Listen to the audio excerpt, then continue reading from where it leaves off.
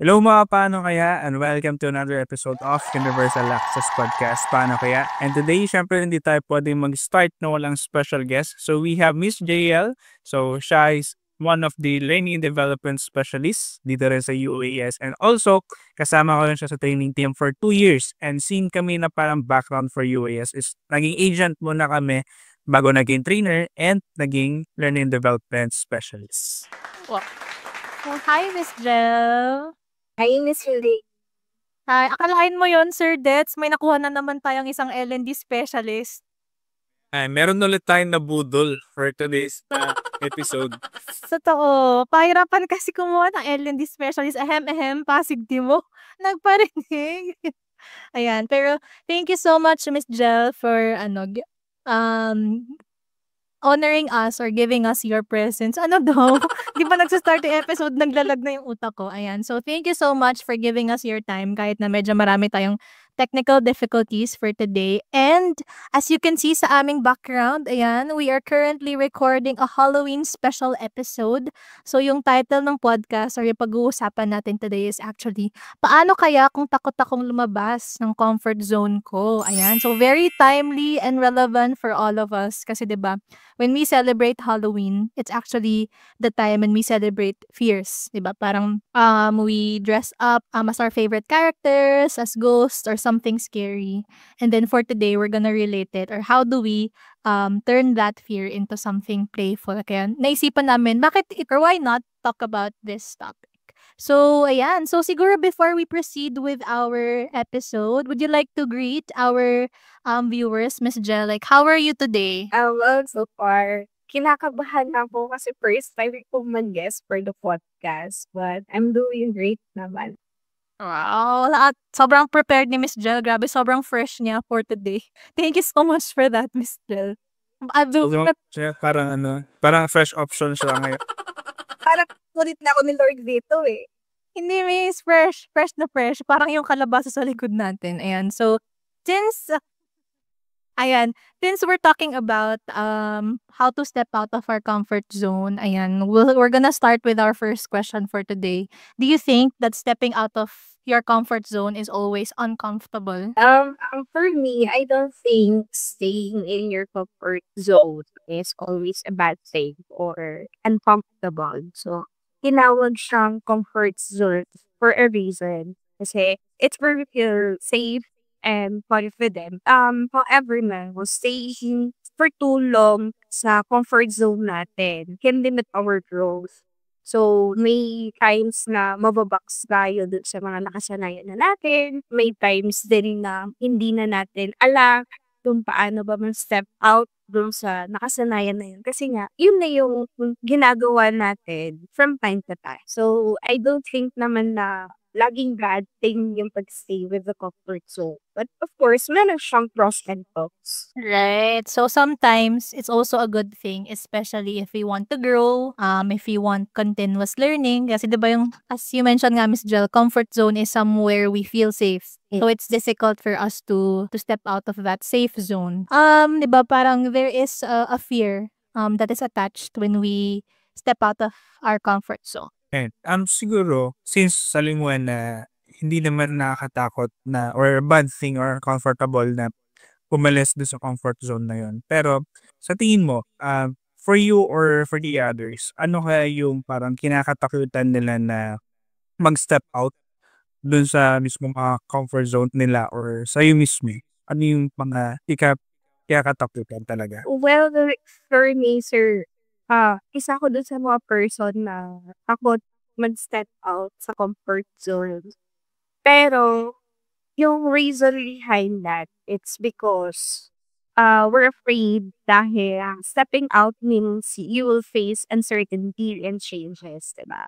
So, there's that fear of failure, of not being good enough, or of losing yung stability that we've already built. So, it's a human nature kasi to seek safety and control when we feel something or challenge man yan, or even if it's an opportunity, yung first instinct kasi talaga natin is to hesitate, no? Na iniisip natin na, ay baka hindi ko na much kaya, or what if hindi siya mag-workout? So, yun yung mga kinakatakutan natin most of the time. Kaya, ayaw natin mag-step out dun sa comfort zone natin. Kasi yun na yung kasanayan natin eh.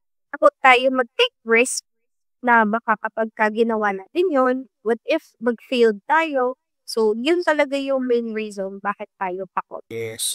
And siguro to add din doon, for me, for my own, based on my own experience is, bago ako lumipat for our department ngayon is, nandun din yung kaba.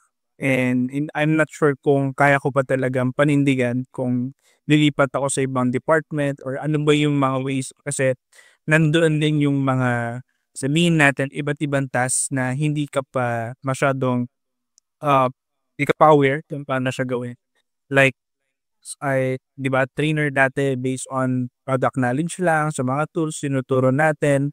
Pero ngayon as an L&D, so tayo na yung mismong gumagawa ng mga modules and tayo na rin yung mismo nagte-train. So ginamit na yung mga ginagawa ngayon. So siguro sa iba natatakot sila kasi hindi nila, sabi mo kanina, hindi nila kaya i-control or path nila pagawin yung mismong mga risk. Actually, I liked what you shared din, Miss Jel, na sometimes napapangunahan tayo ng fear of failure. And if we're gonna look at psychology or yung mga psych studies before, yung fear daw kasi it's a natural response of our body and our mind. Kasi basically, yung fear, yun yung nagsisignal sa atin na may threat. Or basically, the fear keeps us safe from the threats, whether physically, emotionally, and mentally. So it's very normal for us to feel fear whenever we are encountering something new, something unfamiliar, kasi it's basically our mind's defense in terms of protecting us from threat if there is. Pero sometimes, of course, yung mga fears natin, pwedeng rational siya, pwedeng irrational. Rational siya if parang it really dangers our physical safety. Irrational naman siya if parang we're just afraid of stepping out of our comfort zone. So, nag-share din si Sir Dets a while ago na from trainer, parang fear, parang natakot siya to move into a new department kasi basically it's a new environment, new responsibilities, new tools, new ways of doing things. And then, kayo naman, Miss Jel, meron ba kayong experience na mare-recall na you stepped out of your comfort zone and ano yung nag-trigger nung decision na yun? Well, we have the same experience with Sir Beto kasi nga diba, nasabi niya kung natin sa kung production natin. We've been together with UAS for almost 4 years na. And then 2 years though, kasama kami with the training team. And then, after that, sabay din kami na nag-move or nag-step out sa comfort zone namin from being a trainer papunta learning and development. So, yung significant moment ko is nung nag-decide ako to move from being senior training specialist to a learning and development specialist. So, at first, of course, nag-doubt ako sa sarili ko. Kasi I know for a fact na hindi ako creative na tao. Knowing learning and development, na nagka-create ng mga modules, mga learning materials. At the same time, upskilling of the leaders na yung pinag-uusapan. Hindi na lang siya basta product trainer na tinatawag natin. So, nag-doubt ako sa sarili ko. Question ko, meron ba talaga akong skills ng creativity or ng strategic mindset na kailangan for an NWE? But of course, I reminded myself na growth never happens by staying still. So, what triggered my decision is personal decision ko kasi siya na I think I need to step out now with my comfort zone for professional growth na rin. So, yung desire ko to create a bigger impact. So, hindi pa rin naman mawawala yung pagiging pusong trainer na kasi magti-train pa ka rin ako. Pero yun nga, lang yung responsibility mo, mas lalaki, mas lalawak. Pero yung good thing about that is marami kang matututunan. Along the way, journey mo or ng journey ko with the learning and development. So, 1 year na yun, in span of almost a year. Ang dami kong na-develop sa sarili ko na dati hindi ko alam na kaya ko palang mag-create ng module. So, kaya ko palang mag-create ng mga leaders. Na marami akong realization. Yung decision na yan, I know na naging maganda yung outcome. Okay. And sabi mo, Ma'am Jel, di ba? Personal decision mo na lumipat sa ibang department para sa growth mo. Pero sabihin natin, paano mo kinonvince yung mismong sarili mo na i-take yung risk na yon? For me, sir, siguro dahil gusto ko na rin na matuto or mag-gain ng ibang skills at knowledge or my own professional growth. Kasi naalala ko nung time na sinabi ni Miss Mahos, huwag lang tayo mangarap sa kung ano tayo ngayon. So, let ourselves mag-grow pa into something more. When fear kicks in, I always remind myself, bakit ba ako nag-start or anong reason ko, bakit ba ako dito? So, yung purpose ko for UAS or for my professional growth, lagi ko nga iniisip na pinafocus ko yung sarili ko. So, iniisip ko lagi na paano kung nag-work siya instead of iniisip ko na paano kung hindi siya mag-work. Kasi pag shinlift mo yung mindset mo sa ganun, yung desire mo, this outcome maganda, yun yung manifest mo. Instead, dun sa iniisip mo na hindi siya mag-work. So, yung courage na matuto ako into something more, makapag-gain pa ng maraming learnings, mag-develop pa yung sarili kong skills.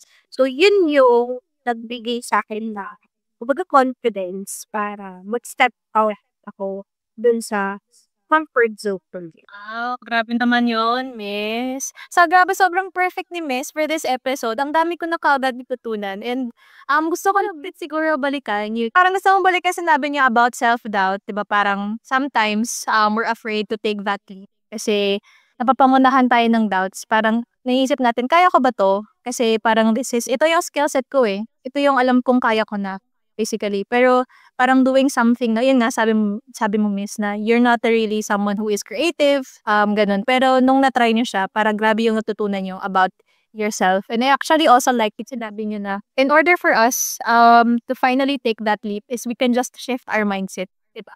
Parang shifting our mindset to focusing on, or parang trying to see na, or trying it out and then failing rather than not trying it out and then regretting. Diba? Parang you have to weigh. Alin yung gusto mong ma-achieve doon, no? Or alin yung mas mahirap sa'yo?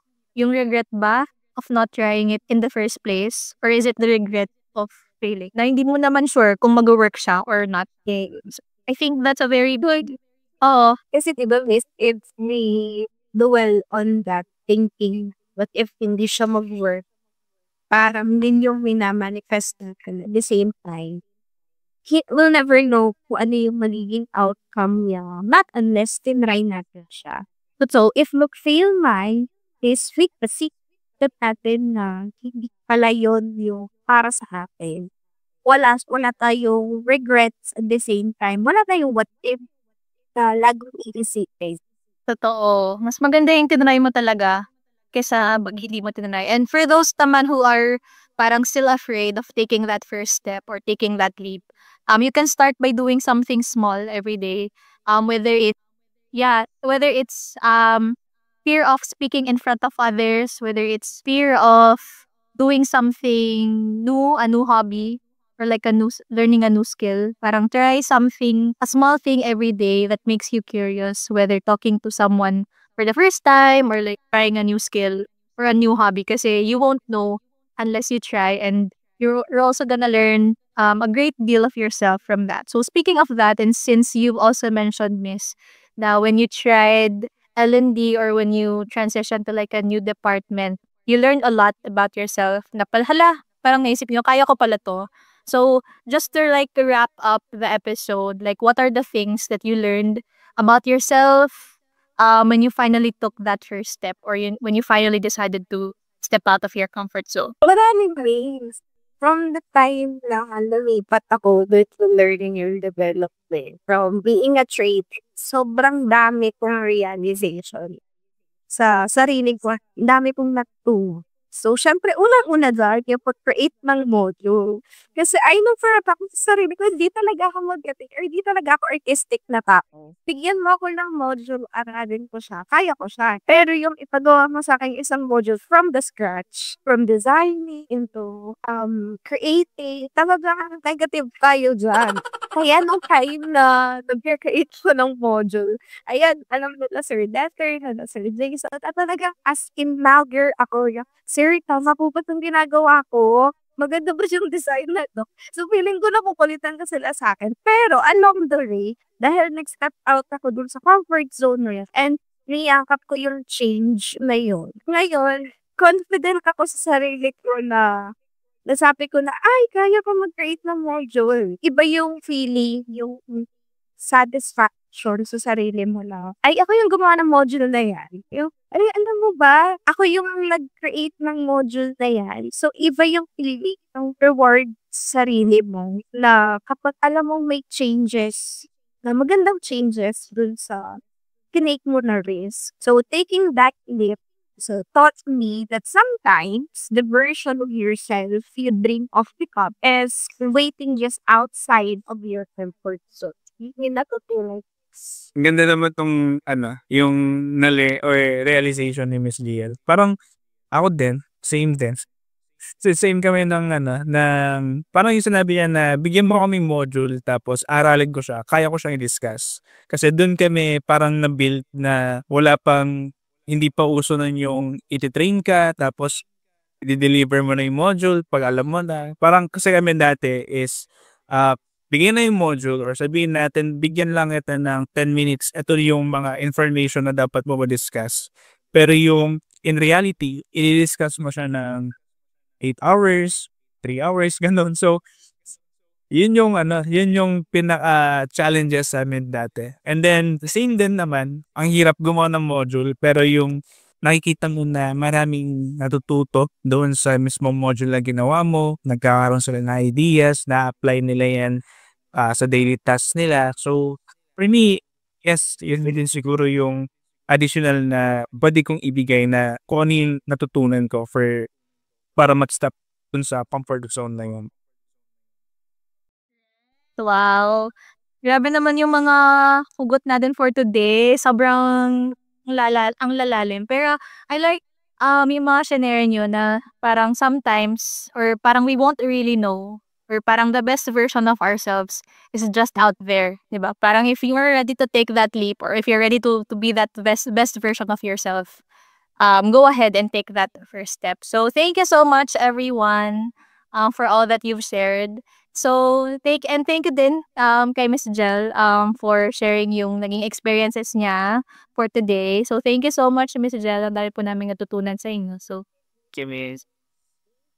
okay, sir. So if you like the episode, and please don't forget to like, subscribe, and tune in to our upcoming episodes kasi marami pa kaming episodes na naka-in-store for you guys for the rest or for the rest of the year. So please stay in tune. And we also have other content on our YouTube and Spotify and TikTok channels, which are Siyempre, nandyan din si Nano Learning, AI mo na yan, and Learning Podcast, siyempre. So, don't forget to like, share, and subscribe talaga kasi ways namin para makapagbigay din ng mga iba't ibang learning sa inyo and para makapag-reflect na rin. Ayan. So, thank you so much. Hanggang sa mga paano kaya, and thank you for this episode again. Bye-bye! Thank you, Dal.